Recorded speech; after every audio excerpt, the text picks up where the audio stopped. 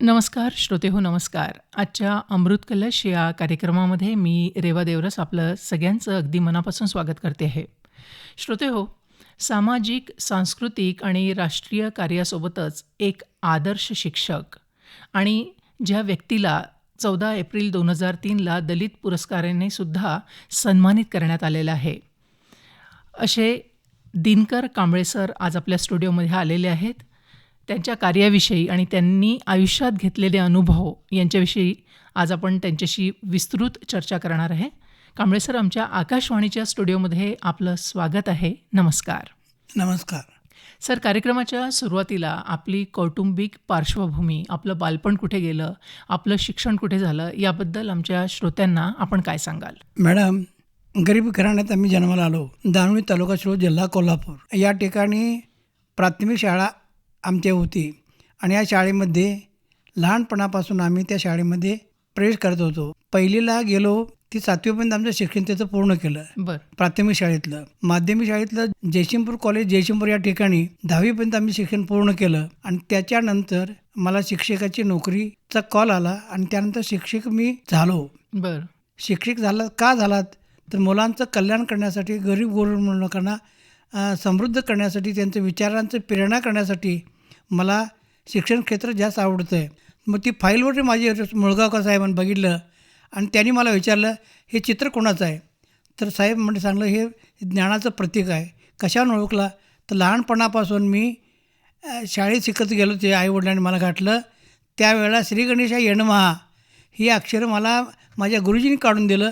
कुंकू हळद टाकून त्याला वंदन मी केलो आणि मला नमस्कार त्याला केलो पाठीला आणि माझ्या श्री गणेश येण्याचा तेव्हापासून साहेब मला वाटतं हे ज्ञानाचं प्रतीक आहे, म्हणून मी शिक्षण क्षेत्रात अगदी पवित्र झालेलो आहे. हो सर, प्रभावी अध्यापन, आस्थापन, व्यवस्थापन आणि प्रशासन या माध्यमातून शाळेचा सर्वांगपूर्ण विकास करण्याचा निर्धार आपला होता आणि या अंतर्गत आपण बरेचसे आजपर्यंत उपक्रमसुद्धा राबवले आहेत. तर याबद्दल काय सांगता येईल? माझ्या प्रभावी अध्यापन कलेतून आमचे ज्या शिक्षण क्षेत्रातले पाठ असतात, शैक्षणिक पाठ, ते उत्तम प्रकारे राबवण्याचा, मुलांना पटवून देण्याचा अनेक मार्गाने प्रयत्न केलेला आहे. त्याच्यामध्ये चित्रकलासुद्धा उत्तम प्रकारे चित्र काढून आणि प्रत्येक तास घेऊन, एलिमेंटरी इंटरमिजिएट तास घेऊन त्या विद्यार्थ्यांना चित्रकलेचं ज्ञान दिलेलं आहे. त्याचबरोबर लेखनकला, ही लेखनकला स्वतः मुलांच्या करून अक्षरशः काढून घेऊन त्यांना मुलांना मार्गदर्शन केलेलं आहे. त्याचप्रमाणे गायनकला या मुलांना यावी म्हणून प्रत्यक्ष मुलांना गायन दाखवण्याची कला आम्ही त्या मुलांना शिकवलेली आहे आणि पेटी वादनाच्या कार्यातनं त्यांना मुलाचं सहकार्य करून त्या स्वरावर त्यांना आम्ही गायनकला शिकवण्याचा प्रयत्न केलेला आहे. बरं. त्यानंतर वक्तृत्व कला, अतिशय जबरदस्त असं भाषाशैली आणि मुलांचा सर्वांगीण विकास व्हावा आणि विविध ज्ञानाचं कौशल्य त्यांच्या मनात निर्माण व्हावं, या ठिकाणी त्यांना कौशल्य वक्तृत्व कला अवगत करण्यासाठी म्हणून त्यांच्याकडून विविध वेळा 15 ऑगस्ट असो, 26 जानेवारी असो किंवा सांस्कृतिक कार्यक्रम असो, अशा वेळेला मुलांना वक्तृत्व कलेत सक्रिय सहभाग घ्यायला लावून त्यांना वक्तृत्व कला उत्तम प्रकारे शिकवण्याचा प्रयत्न मी केलेला आहे. बरं. त्याच्यानंतर गाणी, स्वतः आम्ही गायकच असल्यामुळं लहान छोट्या मुलांना 1ली ते 7वीपर्यंत कृतीयुक्त हावभाव करून गाणी म्हणून मुलांच्या प्रात्यक्षिक करून शिक्षणासाठी प्रवृत्त केलेलं आहे. इतर गोष्टी मॅडम सांगायचं म्हणजे गोष्टी सांगत असताना मन तल्लीन करून मी सुद्धा भावस्पर्शी होऊन त्या मुलांना मी ती गोष्टी सांगत होतो आणि त्यामुळं सहृदयी एक उदाहरण सांगायला काय हरकत नाही.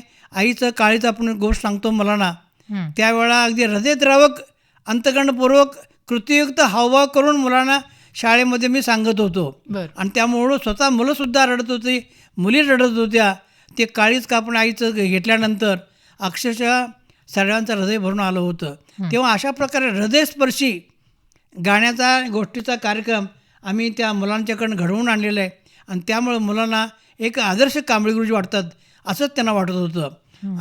त्यानंतर सांस्कृतिक कार्यक्रम, आमचे आठवड्याला सांस्कृतिक कार्यक्रम होतात आणि त्या सांस्कृतिक कार्यक्रमामध्ये सुद्धा वेगवेगळ्या कलावंत मुलांना एकत्र करून विविध गाणी, गोष्टी, खेळ यांच्यामार्फत कृतीयुक्त असं सांस्कृतिक कार्यक्रम आम्ही घेत होतो. त्याच्यामध्ये साक्षरता अभियान असो, नंतर अंधश्रद्धा असो किंवा वेगवेगळ्या विकास कामाचं असो, पंचरंगी कवायत असो, रांगोळी असो, अशा विविध गोष्टीतनं आम्ही ते सांस्कृतिक कार्यक्रम मुलांच्याकडं प्रत्यक्ष कृती करून घेत होतो. आणि त्यामुळं ग्रामस्थांना, पालकांना, त्यांच्या आईवडिलांना फार मोठा आनंद वाटत होता. माझा मुलगा, माझी मुलगी याचा त्या पालकांनासुद्धा आनंद वाटत होता.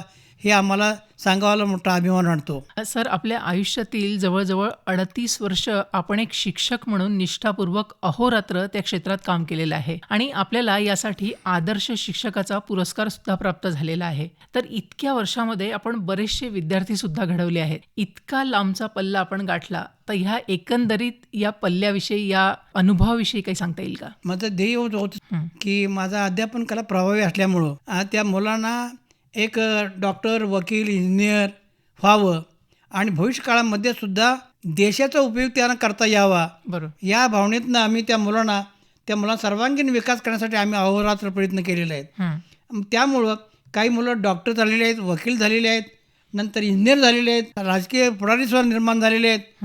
म्हणजे सर्वांनी त्यांच्या अंतःकरणामध्ये एक नवचैतन्याचं वातावरण निर्माण करून अद्ययावत जीवन जगता यावं, स्वावलंबी समर्थ जीवन जगता यावं, राष्ट्राला त्याचा उपयोग व्हावा, या पवित्र भावनेतनं मी या कला त्या मुलांना शिकवलेल्या आहेत. याचा मला भयंकर मोठा अभिमान वाटतो. सर, विद्यार्थी, शिक्षक आणि पालक यांचा समन्वय साधून कृती कार्यक्रमाद्वारे शाळेत विविध उपक्रम आपण आजपर्यंत राबवलेले आहेत. तर त्या उपक्रमांविषयी काही सांगता येईल का? उपक्रमाविषयी सांगायचा आनंद वाटतो की आपल्या कलेद्वारा पालकांचा संपर्क अधिक यावा आणि शाळाशी एकरूप व्हावं, या भावनेतनं आम्ही विज्ञान प्रदर्शन, शिक्षण पालक धंदा, ग्राम शिक्षण समिती, आरोग्य समिती, चैतन्य समिती, साक्षरता अभियान, दत्तक पालक योजना आणि गळतीचे प्रमाण कमी व्हावं यासाठी सहली, हस्तलिखित मासिके, शालेय दप्तर, परिपत्रकांचा अभ्यास करून, पूर्तता करून, जनता संपर्क, मातृभाषे प्रबोधनातून बालवीर, वीरबाला मेळावे, अंधश्रद्धा निर्मूलन, व्यसनमुक्ती, क्षमता अधिष्ठित मूल्य शिक्षण इत्यादी उपक्रम मुलांच्याकडे राबवून घेऊन मुलांना एक स्वावलंबी समर्थ बनवण्याचा आम्ही आटोकाट प्रयत्न केलेला आहे आणि करीत आहोत अजून. सर, गेली 40 ते 50 वर्ष शैक्षणिक क्षेत्र असो, सामाजिक असो किंवा राष्ट्रीय कार्य असो, यामध्ये आपण अखंडपणे सेवाभावी वृत्तीने आणि निष्ठापूर्वक सेवा करत आला आहात. तर या सामाजिक कार्याबद्दल काय सांगता येईल आणि या अंतर्गत आजपर्यंत आपण कोणकोणते उपक्रम राबवले आहेत? सामाजिक क्षेत्र कार्य करण्याची मला एक खूप मोठी आवड आहे आणि या सामाजिक क्षेत्रामध्ये गेली 40-50 वर्ष निष्ठापूर्वक नागरिक, स्त्री पुरुष यांचे दाखले, दारिद्र्यरेषेखालील कुटुंबाचे दाखले, जातीचे दाखले, जन्माचे दाखले, उत्पन्नाचे दाखले, मृत्यूचे वारसाचे दाखले मिळवून देण्याचा सतत प्रयत्न मॅडम आम्ही केलेला आहे. त्याचप्रमाणे अंधश्रद्धा, अपंग, मूकबधीर, कर्णबधीर, भयानक आजारी व्यक्ती या सर्वांना शासनाच्या तालुका, जिल्हा व राज्य पातळीवरील योजनांचा लाभ मिळवून देण्याचा सतत आमचा मॅडम प्रयत्न झालेला आहे. स्वतः दलित समाजाचा शैक्षणिक, सांस्कृतिक, सामाजिक, शैक्षणिक, बौद्धिक विकास होण्यासाठी 1965 साली एक अंगणवाडी स्थापन केली आणि त्या अंगणवाडी स्थापन केल्यामुळं विद्यार्थी मुलं उत्तम प्रकारे शिक्षण घेऊन काही मुलं डॉक्टर, इंजिनियर, प्राथमिक, माध्यमिक शिक्षक, परिचारिका, फौजी जवान, सामाजिक व राजकीय कार्यकर्ते तयार करून स्वावलंबी समर्थ जीवन करण्याचा मी प्रयत्न आटोकाट केलेला आहे. बरं. सर, जसं समाजकार्य आजपर्यंत आपण करत आला आहात, तर मला इथे असं विचारायचं आहे की आजपर्यंत पथनाट्य आणि उत्कृष्ट सूत्रसंचलनाद्वारेही आजपर्यंत आपण समाज प्रबोधनाचं कार्य करत आला आहात. तर आजपर्यंत आपण पथनाट्याचे जे हे कार्यक्रम आहेत ते कुठे कुठे केले आहेत, त्यांचा विषय काय होता? वेगवेगळ्या प्रसंगातून, शासनाच्या वेगवेगळ्या अभियानातून, शासनाच्या आदेशाप्रमाणे आम्ही गावामध्ये एक समाधान प्रबोधन करण्यासाठी म्हणून एड्स जनजागरण, नंतर स्त्रीभ्रूण हत्या, साक्षरता, छत्रपती शिवाजी महाराज यांचे रोमहर्षक प्रसंग, पर्यावरण, ग्राम स्वच्छता, निर्मल ग्राम इत्यादी पथनाट्याद्वारा प्रचार केला. छत्रपती शिवाजी महाराजांची जयंतीसारखे दर्शन होते तेव्हा आम्ही स्वतः आणि आमचे शिक्षक वर्ग गावातले त्यांना योग्य असा निवडून छत्रपती शिवाजी महाराजांची प्रतिकृती निर्माण करून, 2 सरदार निर्माण करून स्वतः मी सक्रिय भाग घेऊन कवी कलश यांचं काम उत्तम प्रकारे करून छत्रपती शिवरायांचं युद्ध समरगीत मी स्टेजवर सगळ्या गावावर फिरून मी सगळ्यांना चकित करून टाकलं होतं. याचा आम्हाला अभिमान वाटतो. सर, मग आजपर्यंत हे जे पथनाट्याचे जे कार्यक्रम आपण करतात तर ते महाराष्ट्रात आणि महाराष्ट्राच्या बाहेर पण केलेले आहेत का आणि कुठे कुठे झाले आहेत? महाराष्ट्राच्या बाहेर कधी गेलो नाही मॅडम. बरं. आणि आपल्या तालुका, जिल्हा पातळीपर्यंत आमचं मजल गेलेली आहे. बरं. आणि त्या पातळीवरनं स्वतः आम्ही कला असल्यामुळं आमच्या अंगात ते शाहिरी आमच्या अंगात आहे. आणि त्यामुळे तालुका पातळीवर आणि जिल्हा पातळीवर याचे विविध प्रयोग साक्षरता अभियानाचे, एड्स जनजागृतीचे कार्यक्रम आम्ही प्रत्येक तालुक्यामध्ये फिरवले आहेत. मुली शिक्षणाचा प्रसार व्हावा म्हणून प्रत्येक तालुक्यामध्ये शैक्षणिक उठाव व्हावा आणि शैक्षणाचे अध्यापन काळ निर्माण व्हावे म्हणून कृतिशील संमेलनं प्रत्येक तालुक्यात भरत होते. त्याच्यावरती संधी साधून आम्ही प्रत्येक ठिकाणी जाऊन संपूर्ण जिल्हाभर आम्ही मॅडम सगळ्या शिक्षकांनाही कळावं की हे मूल्य शिक्षण नवीन म्हणजे काय आहे आणि याची तत्त्व कोणती आहेत याचा सगळा प्रसार व्हावा या पवित्र भावनेतनं आम्ही संपूर्ण जिल्हाभर मॅडम आम्ही हा प्रवास केलेला आहे. याचा आम्हाला अभिमान वाटतो.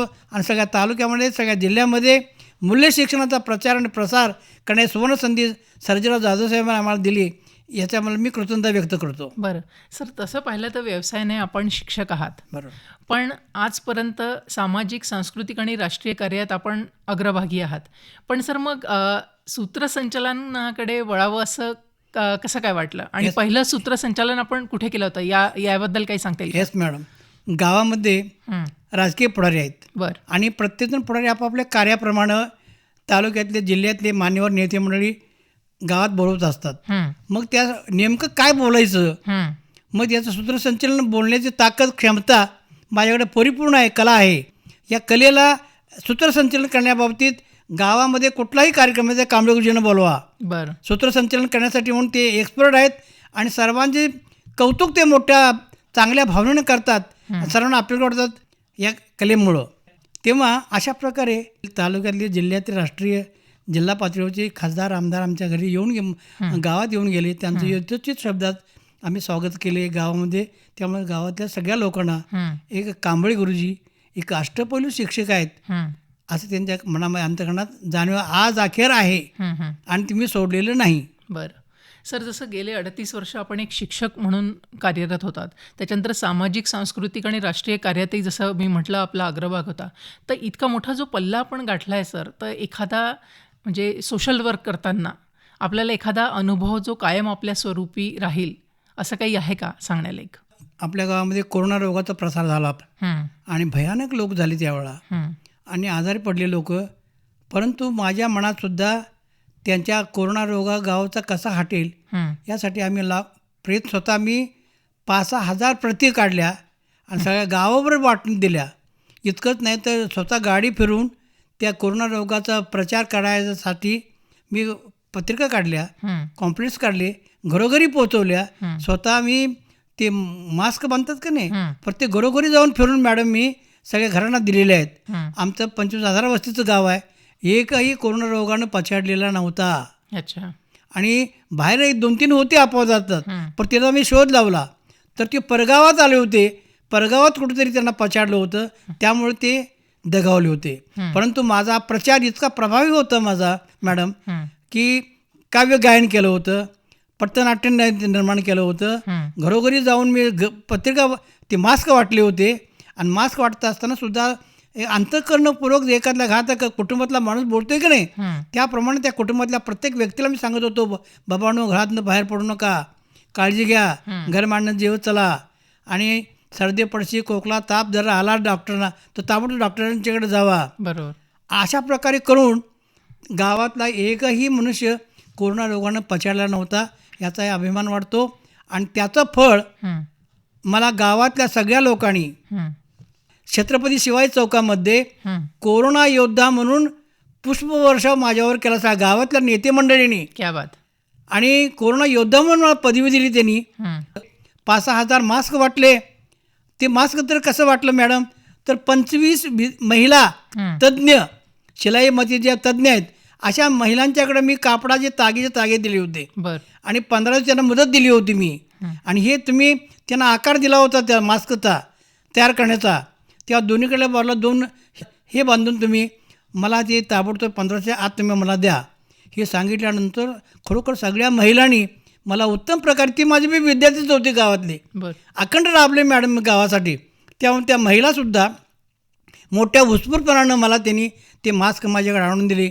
सर, खरं म्हणजे कोरोना काळामध्ये घराबाहेर निघण्या ला पण लोक घाबरायचे होय. आणि तुमचं इतकं म्हणजे वयोवृद्ध असतानाही तुम्ही हा उपक्रम राबवलात हे खरोखर कौतुकास्पद आहे. सर, आजपर्यंत आपल्याला अनेक विविध पुरस्कारांनी सन्मानित करण्यात आलेलं आहे. त्यामध्ये 1993ला महाराष्ट्र राज्य आदर्श शिक्षक पुरस्कार, त्याच्यानंतर 14 एप्रिल 2003ला दलित पुरस्कारांनी सुद्धा आपल्याला सन्मानित करण्यात आलेलं आहे आणि महाराष्ट्र राज्याचा सन्मान पुरस्कारही आपल्याला प्राप्त झालेला आहे. तर हे सगळे पुरस्कार जेव्हा आपल्याला मिळाले तेव्हा आपली भावना कशी होती आणि या सगळ्या सन्मानाविषयी आपल्याला थोडक्यात काय सांगता येईल? ज्या वेळेला मला महाराष्ट्र भूषण पुरस्कार मिळाला, हं. म्हणजे मुख्यमंत्र्यांच्या हस्ते हं. मला तो दलित मित्राचा पुरस्कार मिळाला. बरं.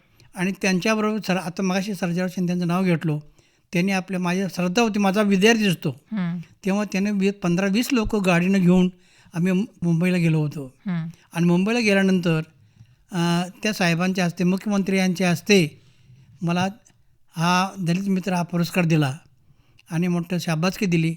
हं. त्यांनी प्रचंड अशी मिरवणूक काढली माझी सगळी गावावर. हं. आणि गावागावात आपल्या भगिनी वगैरे महिला वर्ग औक्षण करण्यासाठी समोर येत होत्या, पाणी ओढत होत्या. हं. म्हणजे माझ्या डोळ्यात आपोआप डोळ्यातनं पाणी येत होतं. मी जे कर्तव्य करतो त्याचं फळ मला ह्या ग्रामस्थांनी मिळवून दिलं आहे. हं. अच्छा. बाई गुणवंती दिनकर कांबळे, हं. आणि त्यासुद्धा सावित्रीबाई फुलेंचं जीवन पुरस्कार त्यांना मिळालेला आहे. बरं. मला साने गुरुजी जीवन गौरव पुरस्कार मिळाला आहे. त्यासुद्धा माझ्या ध्येयाशी एकरूप आहेत. बरं. त्यामुळे तुम्ही तुमचं गाव आणि तुम्ही आहे एकरूप राहा, गावाशी काम करत राहा. तुमच्याशी मला ज्या ज्या वेळा लागेल त्या वेळा मी तुमच्या पाठीशी खंबीरपणाने उभा आहे. म्हणजे असं म्हणायला हरकत नाही की तुमची बेटर हाफ म्हणजे पत्नी 100% तुम्हाला सपोर्ट होता म्हणून तुम्ही हे सगळं साधू शकला. हो, येस तर मॅडम. त्यांचं पण मला वाटतं त्यांचंही कौतुक व्हायलाच पाहिजे इथे. येस, हो हो. बिलकुल. आणि सर, जसं आपण सामाजिक सांस्कृतिक क्षेत्रामध्ये आजपर्यंत भरपूर काम केलं आहे, तसंच आपण एक शीघ्र कवीसुद्धा आहात. तर आपली एखादी स्वरचित कविता आमच्या श्रोत्यांना ऐकवता येईल का? शीघ्र कवी तुम्ही उधार काढलात. हं. मला चांगल्या आकाशाने निमंत्रण आलं होतं बरं. स्नेह मेळाव्याचं, हं. आणि त्याच्यामुळे तिळगुळ समारंभ कार्यक्रम त्यावेळा होता. हं. आणि कधी नाही ती मला हे आकाशवाणी केंद्रानं बोलवलं आहे. मी आश्चर्यचकित झालो. माझ्या बुद्धीला बी उत्तम प्रकारची चालना मला मिळाली आणि त्या बुद्धीच्या चालनेमुळं मी एक उत्तम प्रकारचे काव्य रचले ह्याच्या समारंभासाठीच. तुम्ही आता उल्लेख केला शीघ्र कवी म्हणून, हं. आणि तर खरंच माझ्या अंतर्गत स्फुलिंग निर्माण झाली. हं. आणि तोच शब्द मी सांगतो, नमो गजानना नमो ज्ञानीजना, नमो गजानना नमो ज्ञानीजना, सांगली आकाशवाणी ज्ञानाचे खजिना, सांगली आकाशवाणी ज्ञानाचे खजिना, नमो गजानना नमो ज्ञानी जना, स्नेह मेळावा भरला तिळगुळ देण्याचा, भारतीय संस्कृतीचा मानवतेचा, सरस्वतीच्या जणू परिदेवता, सरस्वतीच्या जणू परिदेवता,